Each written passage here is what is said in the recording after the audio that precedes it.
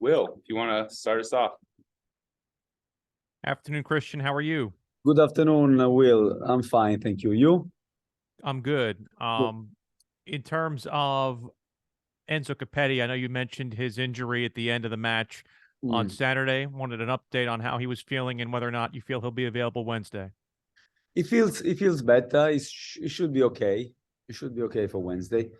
I saw him today, and he was quite a bit. Normally on the day when we come back, the players that started the game they do a little bit different session from the one that didn't start, so they will have a harder session. So the one that they started, like Enzo, they normally do something lighter. We decided for him to stay inside and to complete his regen. But apparently it went quite well, so he said to me that he feels a lot better than he thought. And about Camille, do you feel like he'll feature Wednesday? Camille also feels a lot better than initially expected. I don't know if he's going to be part of the game on Wednesday, because his recovery is a lot quicker than we thought. So I think it's important to make sure that we proceed step by step, especially with the second episode that he had. So when you have an injury and then you have a reoccurrence, you want to be extra cautious. But the fact that we are still already talking of him to be back on Wednesday, that tells you the incredible progress that he has made. What are you noticing about the effect of this stack of matches all close together, the effect that that's having on the team? Yeah, when you play games so close to each other, many things happen. First of all, the coordination between the coaching staff, the performance department has to be really there. And I think we have that as a club. This is something that I am very happy that we have here. We are close together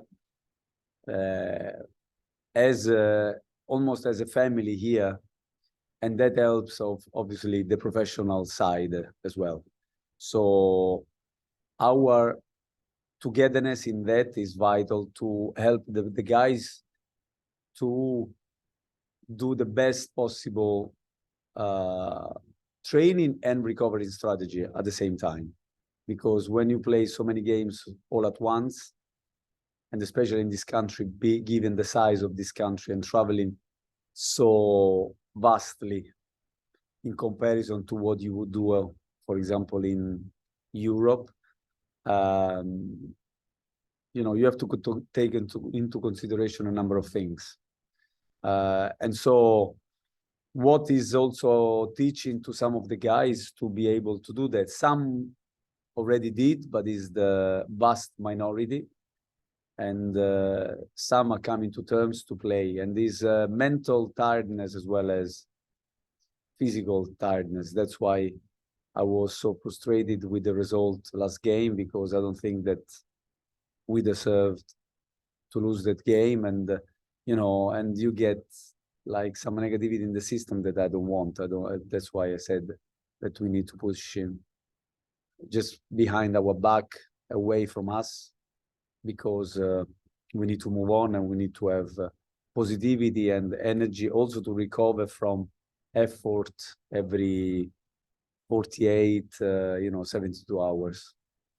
And lastly, from me, how are Birmingham different than the team you saw in the preseason? And can anything be gained by you guys having seen them in the preseason the way that you did? I think it's always good to have, especially given that we don't play in the same league, so you tend not to follow those teams closely. And I think to have played against them, and also how the game went, because it could have looked easier than it really was, because I think we took the lead early on in the game, and then after, as soon as you put the foot off the gas, they were there, because there are a number of players that played in MLS and in big clubs. I had one of them, and Mikey Lopez, that he was one of my players in New York. So I know that he didn't feature, for example, just to stay with your question, in the game that we had here at the Bank of America. So I think that it's a game that we need to really respect, and by respecting, I mean to play really hard from the first minute, to put all our intensity into the game on Wednesday, because we know we already had the experience that as soon as you put the foot off the gas against the USL teams, you know, they are organized, they have very good players, and so you have to, even last season, one of the USL team went to the final of this competition. So there is, we need to respect them and to prepare really strong, and we started already today. Thank you. Safe ride. Good luck. Thank you. Thank you. All right, Sam. John Lupo was on first. I'll give it to him. Oh, sorry, John. You can't see Woody. Thank you very much, Sam. I appreciate it. Good afternoon, Christian. How are you? Good afternoon, John. Hope you're well. I am. Thank you. Just to sort of piggyback on what Will was saying about playing Birmingham in preseason, they've lost 6 of their last 8 now during their USL season, and there are a lot of young players on the team. We talked about this a little when the matchup was announced, but now that the game's 2 days away, do you feel like you have to say something to the players? I know they've already been playing Orlando, the defending champions, and they've beaten them, but we know a USL team in their stadium, some of these younger guys have not had a lot of experience in atmospheres like that. Do you feel like you need to say something to the younger players, or some of the veterans on the team, talk to them, or do you feel like that they can just handle the moment without anything needing to be said? But John, the job of a coach and the coaching staff is to always to talk to the players and to make them understand how well we are and what things we need to improve, how to improve things following our methodology and our, you know, the line that we decided to take here at Charlotte FC. So the dialogue is constant. At some point, of course, and I said, one of the things I said to the boys today is that we have to share the responsibility, because, you know, we organize and we do all the work that needs to be done during the week and prepare the games, and then it's up to them to go out and really, you know, make sure that what we work on in the week, they put it in place with enthusiasm, with intensity, with energy, with technique, all the football skills. It's up to them to put them into place. Obviously, we spoke about them. We told them how important is the game. They know. I mean, they don't need me to reinforce, even though we said it. Not just me, also the rest of the coaching staff. The importance of playing these games away from home, where the atmosphere is going to be obviously in favor normally from the home team, and we need to be able to play our game with personality and to impose the style that we want to play, and we can do that only by being fully focused and giving 100% and to be fully prepared mentally and physically.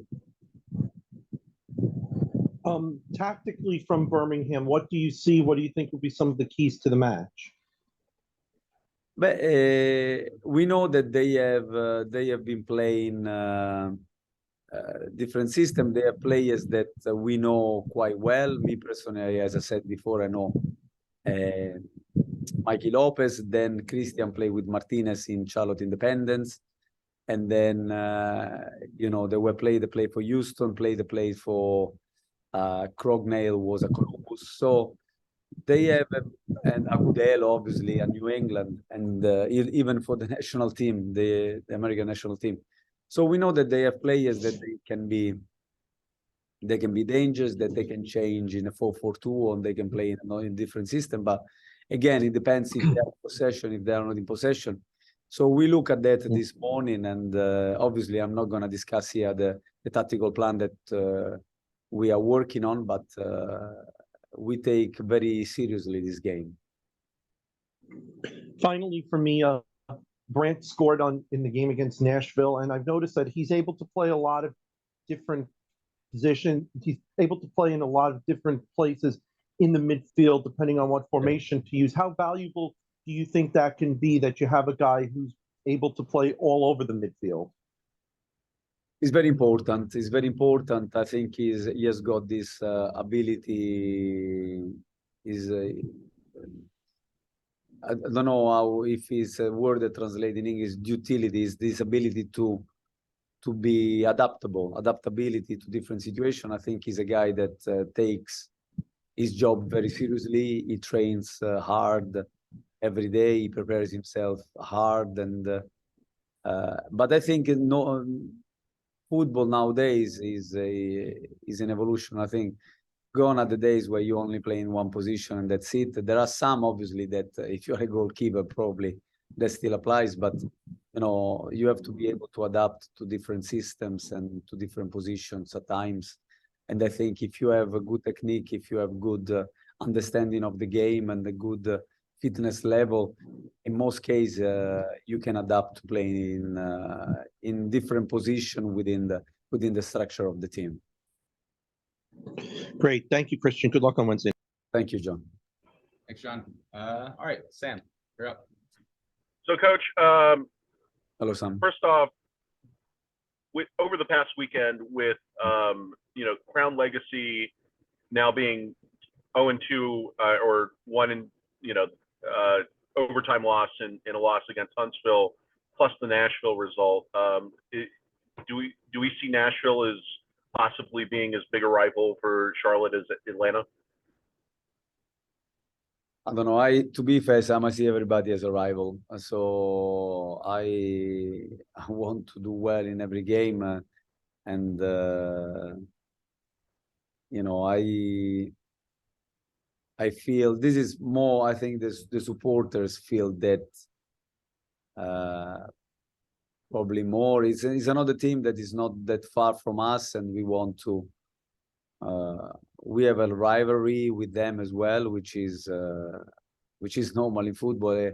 You play against a team that is not too far away, at least in the US way of being. In Europe would be very far, but let's say that it's close to us. And no, but it's I don't know, but I feel a lot of rivalry with every team we play against. It's not that we prepare specially. Atlanta was different because they played this, and then we got beaten at home in that way that we didn't really digest. And so, not that I have digested this defeat, if I have to be honest with you. It's still, but the lesson is there, and we need to move on, as I said, and me first. So today we came with totally new energy. I think the boys also did that very well in the training, and so yeah, we are ready for the next challenges. So we've talked a lot about balancing the Open Cup, the MLS schedule, the midweek matches. Yeah. We haven't heard a lot about Charlotte's commitment to play in the tournament in Cary next weekend. Can you talk to a little bit about how the team's preparing for that and who you might see there? Hey, Sam, that's probably better served for someone else at the club, but I can help you speak to someone on that side if you want. Listen, Yeah, Sam, yeah, we no, but we have got, listen, Sam, we have got the first team issue. We have many games, you know, we are focused on that. Don't let me talk about other issues. I'm focusing on Birmingham, I'm focused on LA Galaxy, I'm focused on the next game. If I have to focus also on different, is impossible. We have already our plate full. I can tell you that. That's fine. I'm happy to take that one offline, Woody. And then finally, with the focus on Birmingham and LA,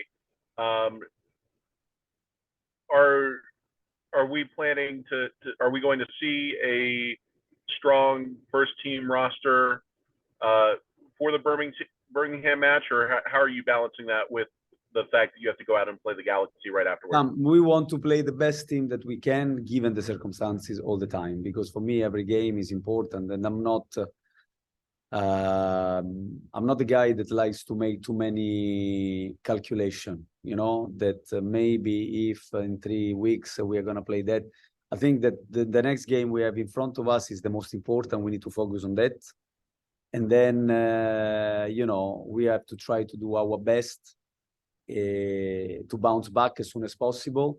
And then when we play in LA, we will see the best 11 that we have at disposal. For me, once we have a roster, a squad of players, the opportunities in life come like that as well.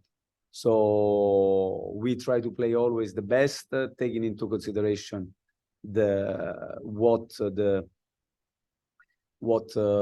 performance department tell us in terms of focusing on the fitness levels, but is the most important thing is the team, and that to go for the next game as the most important one. Thank you, Coach. Safe travels and good luck. Thank you, Sam. All right. Thanks, Sam. We'll go to Steve and then end with Carol. Hey, Christian. Hey. Good afternoon. Good afternoon. Going back to what you were saying about Brandt, Mhm.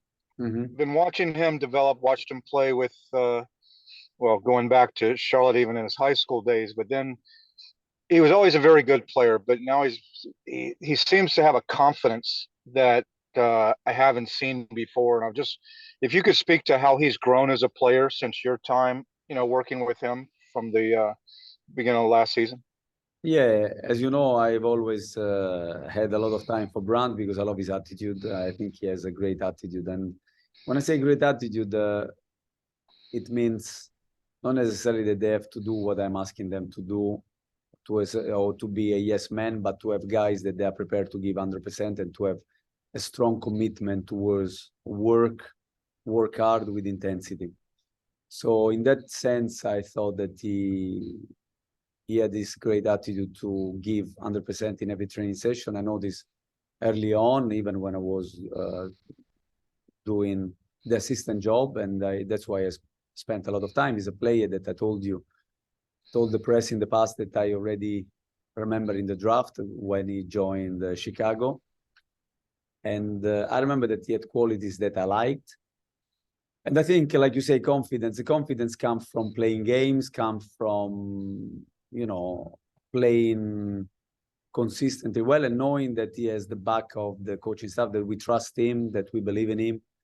And this is what we're trying to give everybody. But obviously, we need back that kind of attitude of being mentally ready for the challenge. Sometimes, the quality for that position, the experience might not be there. This is not important to me, but it's important that we are completely focused, everybody completely focused to push forward, to train with intensity, to play with intensity, mentally engage 100% all the time. Then after, if it's not good enough, it's okay. We move on and we go for the next challenge. Is when I don't see that I get a little bit, frustrated. And I think one of the best qualities that Brandt has is this, as well as obviously you need to have football qualities too. But if they are here in the roster with me and with us, it's because obviously we believe in them. Do you feel that he's improving as a technical player as well, or is it the confidence giving him the inspiration to try things that he might not have otherwise tried?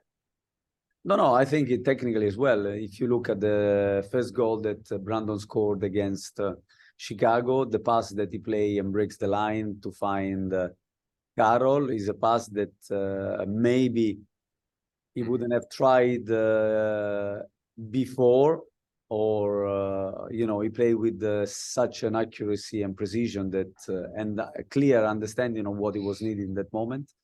And this is what we are encouraging, me, Christian, especially Christian Fuchs. We always talk to him the importance of playing forward whenever possible. But I also remember the game that he plays against Atlanta as a defensive midfielder. He was one of the best players on the pitch for me, and tactically one of the best games I've seen him playing.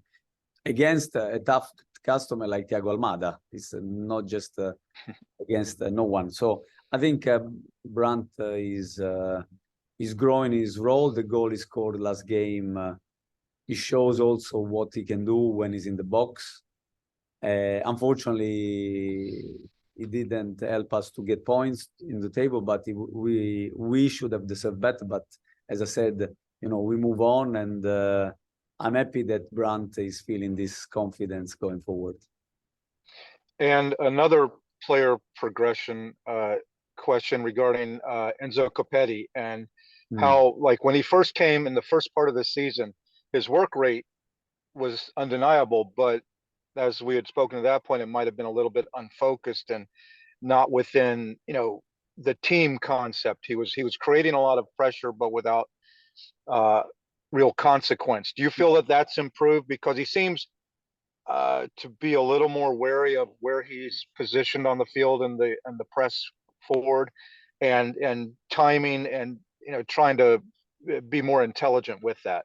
Yeah, I think Enzo is a player that has got that kind of attitude that I was telling you about. He lives and breathes football. He's always thinking about it, and he wants to train even when he doesn't feel 100%. I took him off because he felt, you know, in his hamstring something that could have been worrying.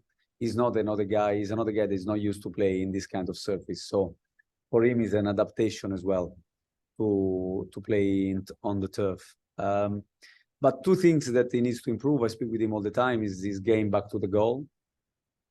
To be more tidy in those moments, because they are needed. They are very important for us, for the way we want to play. And for every striker in general to be tidy and to be really good back to the goal. This is vital. And the second thing is to be more disciplined on the pitch. In that sense, for me, it's very important that he can be, you know, to refine, or I don't know if it's the right word, but to be even more Less Argentine.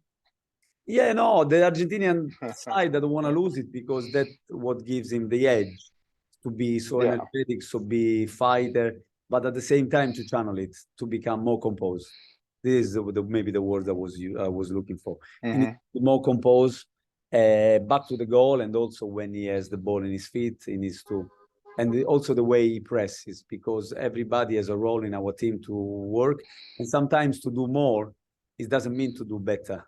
To do more, it means to do maybe, you know, not to let other players to do their job. So I think it's important that he can channel, to keep his energy, to keep his Argentinian way of playing, but to channel it into more composure. Okay. Yeah. Gracias. Prego. So you speak to me in Spanish, and now you think I'm Argentinian as well. It was a Freudian slip on my part, but yes. Molto grazie. Prego. All right, we'll end with Carol today. Hey, Christian. I'll Hey, just stick Carol. to English, I think. To follow up on Copetti, can you explain to me, when you say back to the basket, do you mean I'm back to the basket? Sorry, back to the goal. Now you talk basket to me. I mean, oh my God. hey, I know we are in America. After you lose me, if you start to talk baseball, you lost me already. Oh my gosh. Do you mean that you want his vision, you know, his decisions a little better? You want him to receive the ball a little bit more securely? Like, what do you mean? Yeah, when you play back to the goal, obviously, this is a position in which you have to protect. And sometimes we need an outlet, you know, that can receive the ball. And because we really want, as I said in the past, we want our strikers to play front to the goal. But sometimes, in order to arrive to that point, you need to go through stages. And one of those stages is to, you know, to receive back to the goal. You see this even in Champions League. When you see the big teams, not all the time, you will see Grealish or Haaland or Benzema or Vinicius, that they face the play. You have to earn the right by doing the other part of the job, the back to the goal, part well, clean, neat. And sometimes, you know, for the strikers, they want to flick things, they want to try, but instead it's vital that they become, for him, for Carol, for Patrick, that we have here, our number 9, for Vinny, is to do this part of the job well. Because if they want to enjoy the other part, you know, if you look at the first goal we scored against New York, is when we set the ball back to Ash find McKenzie find Enzo, is this moment to play back to the goal, I think that Carol does well, that allows us to find finally within 3 passes Enzo in front of the goal. If we flick that ball, it gets lost, and then we have to defend again. So for me, this is that's what I mean, is to be neat and tidy back to the goal, which is a part of skill that every striker, in my opinion, must Mhm. mastermind. I'm sorry for the distraction. No, it's Oh my okay. goodness. I know, I've been there, so It's I a know tough time exactly of what you mean. day for us, but in fairness to Enzo, I mean, kind of looking back to Swiderski last year, I mean, they are human beings. Doesn't it take time for them to adjust to a new league, to a new team? You know what I'm saying? I feel like some ways people can be hard on Enzo Of course. because he's not been perfect, every game. But it seems to me like you guys are giving him some leeway. You know what I'm saying? And you're liking his effort. Yeah, if we are looking for a player that plays a perfect game, I think that you are not gonna find it, because if you show me even the best teams in the world and the best players, you will always see that there are moments in the game in which they miss the ball, they make wrong decision. But the most important thing is how you react and how you are ready for the next ball and the next one and the next one again. This is what makes the difference. And I think that Enzo has got that, relentless. But that doesn't mean that he doesn't have to refine his game. For me, it's important that he become more composed in those moments. Like Steve said, when he goes to press, when he plays back to the goal, when when he combines. For Carol, the same. And I understand that like Camille had a lot of hard press on him because of the numbers, but I believe in these guys. These guys, for me, they are very, very important to us. And I know people like to put them under pressure. People like to, to give them hard time but they just have to focus on what we do on a daily basis and then trust the process and trust the way we work, because we take into consideration all the things that people think and more.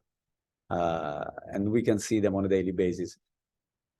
One last one. When you said after the game Saturday that you were frustrated, I couldn't read if you thought the call, what did you see it as a penalty? Were you upset? I didn't think, to be fair, for me, it's a very soft penalty. For me, it's a very soft penalty, and that brings me, also to the game against Chicago. I thought that the VAR, I mean, I said that Tori on that game against Chicago didn't have the best games. I think that she didn't have her best game, because I think that she can be a very good ref. And on that day, I thought that, but I also have to say that she has not been helped by the VAR, because there were 2 easy calls, and I don't know what they were looking. And I think she should have been helped with those calls. This one as well, to me, looks a very soft penalty, last minute of the game. You can see that, especially if you have the TV, that Nathan is doing everything that he can to control his effort and not to take the player. He actually put the brakes. When you play on turf, this is a little bit more difficult to stop you sliding than if you play on grass. So I think that if you look how much he puts the brakes on well before that the contact comes. It's just like, so I think it was a very soft penalty. But listen, it's not I don't like to talk too much about the referee. I don't want to create an alibi. I don't want to create an excuse culture. We take what happens, but it's true that, I think that the level has to improve, especially when they call on the VAR. And it seems, I might be wrong, but it seems that a lot of the times, we have to speak to the league. We receive apologies, but, is the apology after the event? Because the game against Chicago would have been a lot easier from a lot before. So did you get an apology after Chicago or after this one? I don't know, but I saw that they put on telly that there were 2 clear penalties for us. It was the MLS website, and in particular with the guy that is referring to the referees. He called for 2 clear penalties for us against Chicago. And, if you get 2 penalties more in the game, goes in a different direction early on. So, and again, it seems to me that I might be wrong, and I don't want to talk and comment too much about that, but many calls comes always against Charlotte FC. And he carries on from last season. Last season, I remember we got few apologies. Yeah. Thank you, Christian. Sorry for Carol. distraction around here. All right, thank you guys. Thank you, Thank you. Carol. See you.